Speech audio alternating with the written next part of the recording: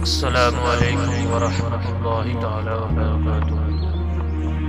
تمامی عالم اسلام کو رمضان المقدس کی میں مبارکباد پیش کرتا ہوں۔ امید کرتا ہوں کہ تمامی عالم اسلام اس مقدس مہینے کا بے حد فائدہ اٹھائیں گے اور اس مقدس مہینے کا ادب اور احترام کریں گے۔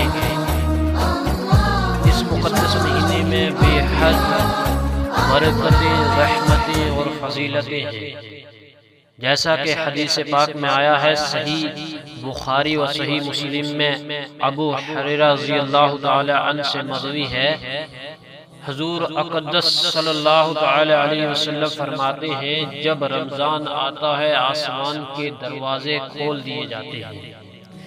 جب رمضان آتا ہے آسمان کے دروازے کھول دیے جاتے ہیں، اور ایک روایت میں ہے کہ جنت کے دروازے کھول دیے جاتے ہیں، جنت کے دروازے کھول دیے جاتے ہیں۔ ایک روایت میں ہے کہ رحمت کے دروازے کھول دیے جاتے ہیں اور جہنم کے دروازے بند کر دیے جاتے ہیں، جہنم کے دروازے بند کر دیے جاتے ہیں اور شیاطین زنجیروں میں جگڑ دیے جاتے ہیں۔ یعنی کہ رمضان المقدس کے بابرکت مہینے میں آسمان کے دروازے بھی کھول دیے جاتے ہیں، جنت کے دروازے بھی کھول دیے جاتے ہیں، رحمتوں کے دروازے بھی کھول دیے جاتے ہیں اور جہنم کے دروازے بند کر دیے جاتے ہیں، شیاطین کو زنجیروں میں جکڑ لیا جاتا ہے۔ تو لوگوں، آپ خود ہی اندازہ لگا لیں کہ یہ کتنا بابرکت مہینہ ہے، کتنا فضیلتوں والا مہینہ ہے، کتنا رحمتوں والا مہینہ ہے۔ جیسا کہ ایک واقعہ ہے کہ ایک یہودی ایک مسلمانوں کی بستی میں چلے جاتا ہے، رمضان المقدس کا مہینہ ہے۔ یہودی مسلمانوں کی بستی میں چلا جاتا ہے، وہاں سے کچھ سامان خریدتا ہے، کھانے پینے کا سامان خریدتا ہے۔ تو جو کھانے پینے کا سامان اس نے خریدا تو اس کا لڑکا، اس کا لخت جگر اس کے ساتھ تھا، تو وہ کھانے لگا۔ جب وہ کھانے لگا تو یہودی نے اس کو مارا، اس لڑکے کو مارا۔ تو گھر پہنچے، اس نے کہا، ابا جان آپ نے مجھے کیوں مارا؟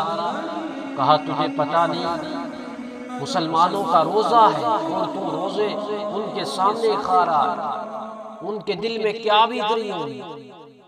تو اتفاقاً کچھ ہی دنوں کے بعد اس یہودی کی موت ہو گئی، وفات ہو گئی، دنیا فانی سے رخصت ہو گئے۔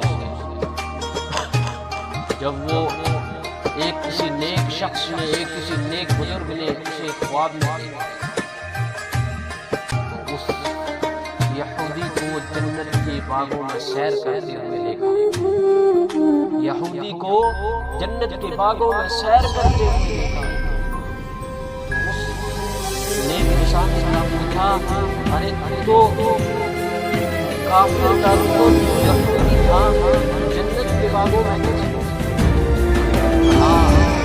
میں نے رمضان المقدس کا ادب اور احترام کیا، میں نے رمضان المقدس کا ادب اور احترام کیا، اس کی وجہ سے جنت میں۔ لوگوں، اگر آپ بھی جنت میں جانا چاہتے ہو، اس نے تو صرف رمضان المقدس کا ادب اور احترام کیا تھا تو وہ جنت میں ہے، تو آپ بھی ادب اور احترام بھی کریں اور رمضان المقدس کے روزے رکھیں۔ تمام مسلمانوں کے لیے دعائیں کریں اور تمام مسلمانوں کی دعائیں لیں۔ آپ ہمارے لیے بھی دعائیں کریں کہ اللہ تعالی ہمیں رمضان